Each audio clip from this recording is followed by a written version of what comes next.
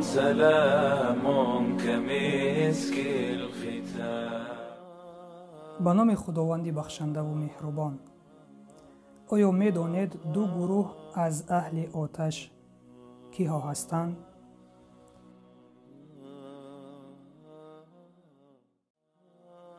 پیامبر اکرم صلی الله علیه و سلم فرمودند دو گروه از اهل آتشند که آنها را ندیده ام.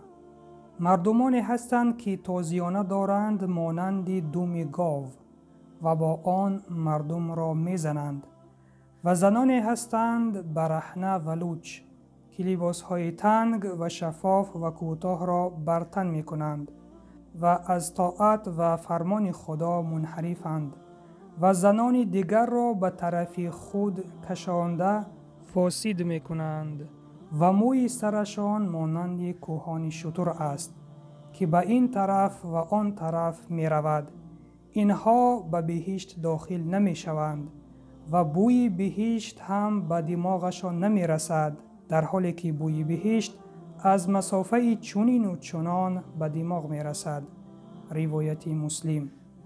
برادر و خواهر ایمانیم، پیامبر اکرم صلی الله علیه و سلم گفتند که من آنها را ندیدم، یعنی این گروه شخصان در دوره پیامبر صلی الله علیه و سلم نبودند، ولکن امروز این دو گروه در بین ما مسلمانان هستند.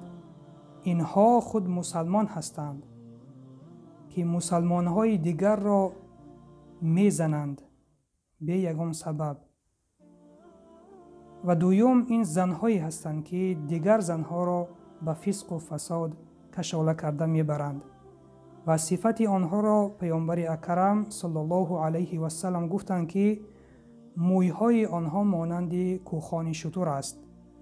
امروز ما میبینیم بعضی از زنها مویهای اضافه داخل میکنند و رومال را میپوشند و مثل کوهان شتر به این طرف و به آن طرف وقتی که راه میرند به این طرف و به آن طرف حرکت میکند.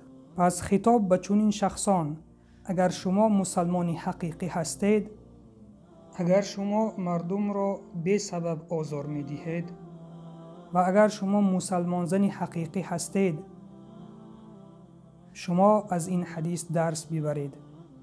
مردم را آزار ندهید و آن زنانی که به فسق و فساد دیگر زنها را دعوت میکنید از این کارتان بر بگردید، وگرنه شما از اهل آتش هستید، چنانه که در این حدیث پیامبر صلی الله علیه و سلم به ما فرمودند. پس الان فرصت دارید که اصلاح شوید، توبه کنید و به سوی خداوند بازگردید، وگرنه بدانید که جای شما آتش دوزخ است.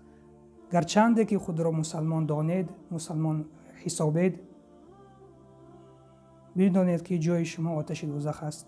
پس الان فرصت دارید توبه کرده به سوی خداوند بازگردید. و سلام بر آن شخصانی که راه هدایت را پیش گرفتند.